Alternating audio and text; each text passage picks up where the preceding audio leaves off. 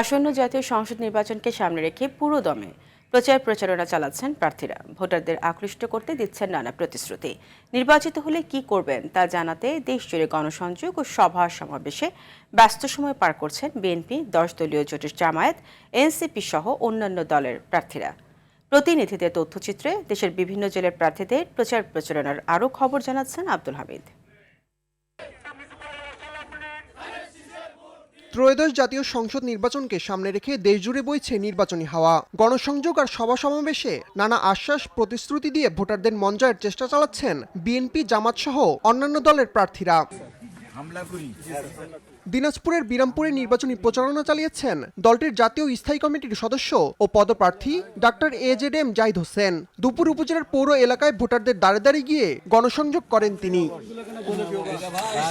Tangail press club মিলনায়তনে সাংবাদিকদের সঙ্গে মতবিনিময় সভা করেছেন টাঙ্গাইল 5 আসনের বিএনপি প্রার্থী ও দলের প্রচার সম্পাদক সুলতান সালাউদ্দিন টুকু। ধানের শীষে ভোট দিবেন এবং আমার জন্য কাজ করবেন।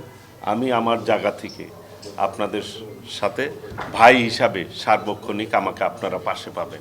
টাঙ্গাইল 8 আসনের হরিণ প্রতীকের স্বতন্ত্র প্রার্থী সালাউদ্দিন আলমগীর রাসেল সখীপুর উপজেলায় গণসংযোগ ও উঠান বৈঠক করে নির্বাচনী প্রচারণা চালিয়েছেন। ইলেকশনের রেজাল্ট যাই হোক, যে ভালোবাসাটা আমি এ পর্যন্ত পেয়েছি সেটারই আসলে শোধ করা খুব কঠিন। পাশ ফেল বড় কথা নয়। লক্ষ্মীপুর 3, মাদাম ও শাহপুর আসনের বিভিন্ন এলাকায় নির্বাচনী প্রচারণা চালিয়েছেন বিএনপি প্রার্থী শহীদুদ্দিন চৌধুরী আনি।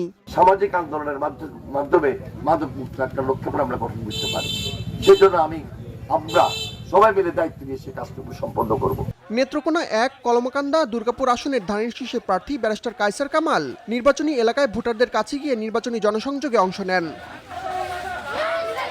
ব্রাহ্মণবাড়িয়ার আখাউড়ার বিভিন্ন এলাকায় নির্বাচনী প্রচারণা চালিয়েছেন ব্রাহ্মণবাড়িয়া 4 কসবা আখাউড়া আসনের বিএনপি প্রার্থী মুশফিকুর রহমান।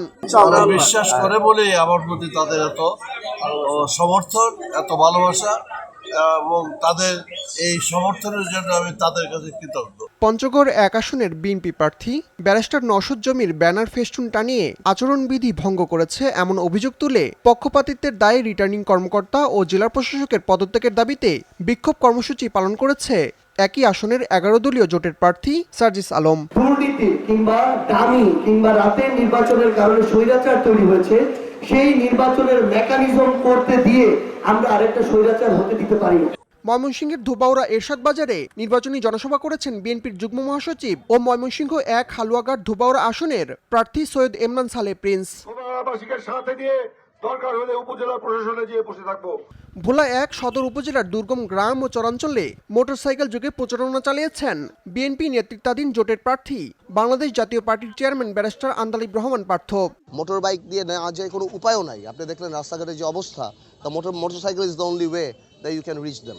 ঠিক আছে, আপনি দোয়া করবেন যাতে আমরা প্রত্যেকটা ইউনিয়নে এভাবে মানুষের কাছে যেতে পারি। পটুয়াখালী 3 দশমিনা গলাচিপা আসনের আলিপুরা হাইস্কুল মাঠে নির্বাচনী সভা করেছেন বিএনপি সমর্থিত ট্রাক মার্কার প্রার্থী গণ অধিকার পরিষদের সভাপতি নুরুল হক নূর। অন্যদিকে গণসংযোগ ও উঠান বৈঠক করেছেন একই আসনের ইসলামী আন্দোলনের প্রার্থী মাওলানা আবু বকর সিদ্দিকী। আব্দুল হামিদ, RTV।